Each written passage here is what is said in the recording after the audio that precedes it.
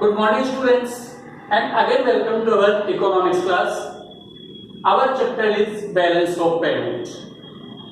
In the last class we studied about what is the meaning of balance of payment, what are its components, current account and capital accounts, and what items we include in current account and what we include in capital account. In today's class we studied about balance of trade. Then we see what is the difference between balance of payment and balance of trade. And we also study different autonomous items and different accommodating items which we include in balance of payment and what are their differences.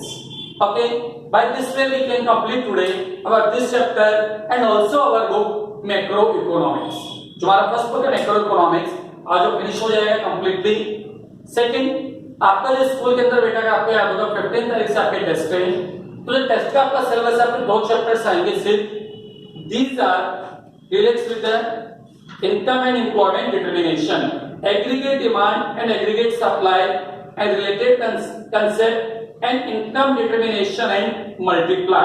It means आपको जो inflationary deflationary के का chapter है वो आपके test में नहीं आ रहा. इस यूनिट में तीन चैप्टर स्टार्टिंग के दो चैप्टर्स हैं आपके वो आपके टेस्ट में आएंगे. ये 15 से आपके टेस्ट है स्कूल में second term test.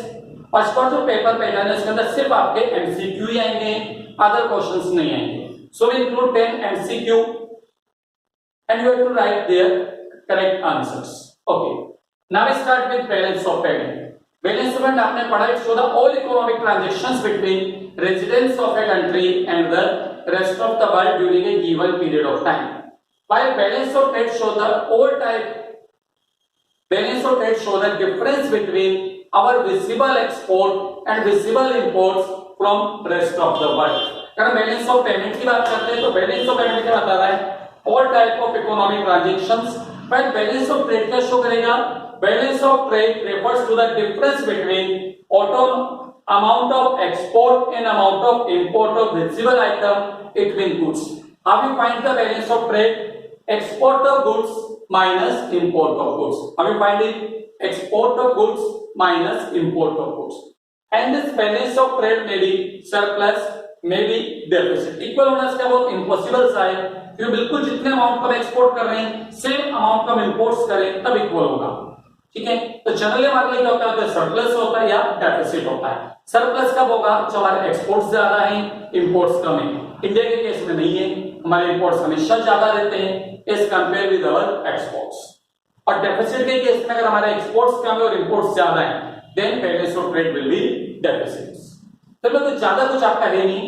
Now we study what are the difference between balance of trade and balance of payment. Meaning balance of trade refers to the difference between amount of export and imports of visible goods only. Balance of payment, it is an accounting statement that provides a systematic record of all economic transactions between residents of a country and the rest of the world in a given period of time. So balance of trade सिर्फ export और import goods को बता रहा है, जबकि balance of payment include करता है all type of economic transaction component. Balance of trade include only visible items, while balance of payment include visible, invisible items, unilateral transactions, and it also include capital transactions. So balance of payment is a very wider concept if you compare with the balance of trade.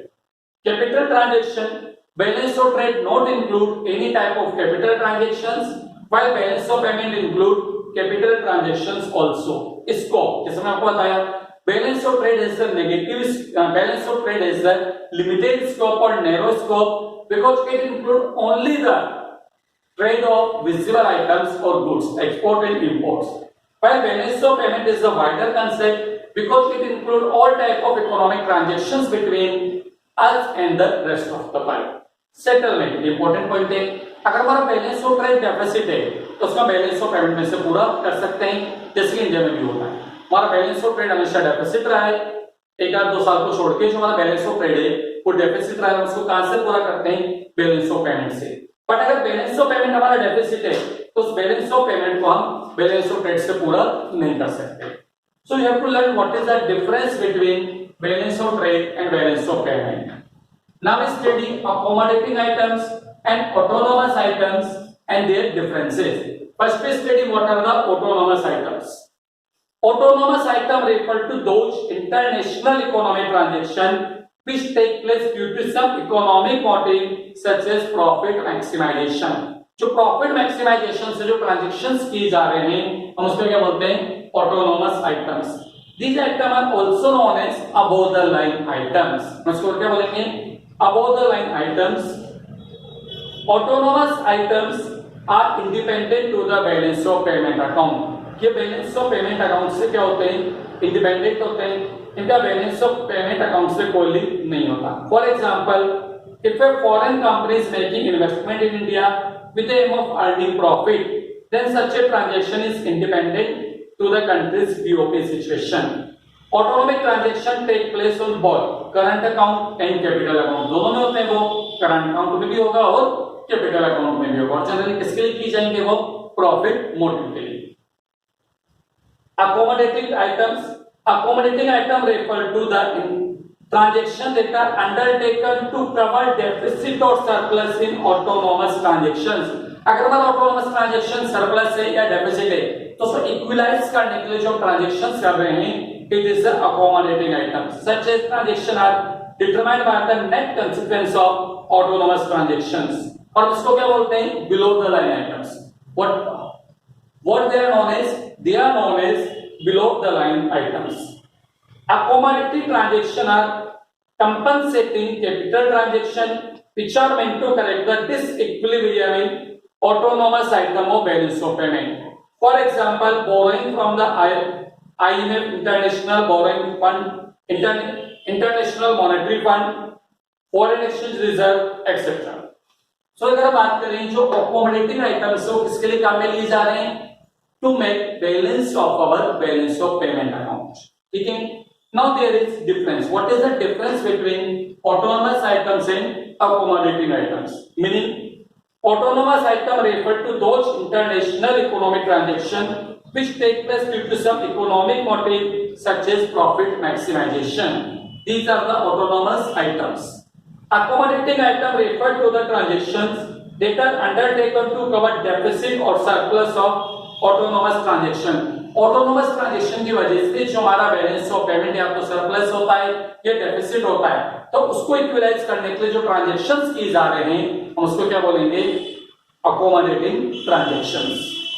Effect on the BOP. Autonomous transaction are independent of the state of BOP account. और BOP account से independent मतलब इनकी वजह से हमारा BOP surplus या deficit हो सकता है. Accommodating transaction are undertaken to maintain the BOP account. जो हमारा बैलेंस ऑफ पेमेंट अकाउंट है उसको इक्विलाइज करने के लिए हम क्या काम में लेते हैं? accommodating transactions. करंट और capital account. Autonomous transaction take place in both current account and capital account. और बताया था कि जो ऑटोनोमस ट्रांजैक्शन करंट अकाउंट के भी होते हैं और कैपिटल के भी होते हैं. जबकि अगर हम बात करें जो accommodating items है they are relates only with the capital account, not with the current account. Alternatively, autonomous transactions are known as above the line item, while accommodating transactions are known as below the line item.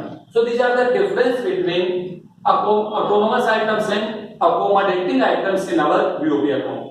So we have to learn two types of difference. One is difference between balance of trade and balance of payment, and difference between autonomous items and accommodating items. Okay, and from next class we start our second book, it's Indian Economic Development, and from the first chapter, Indian Economy on the Eve of Independence. And I again revise that your syllabus for the test is 2 chapters of determination of income and employment. First is concept of aggregate demand and aggregate supply, and second equilibrium conditions, and we also study multiply. You have to not study inflationary and deflationary gap for your school test. Thank you.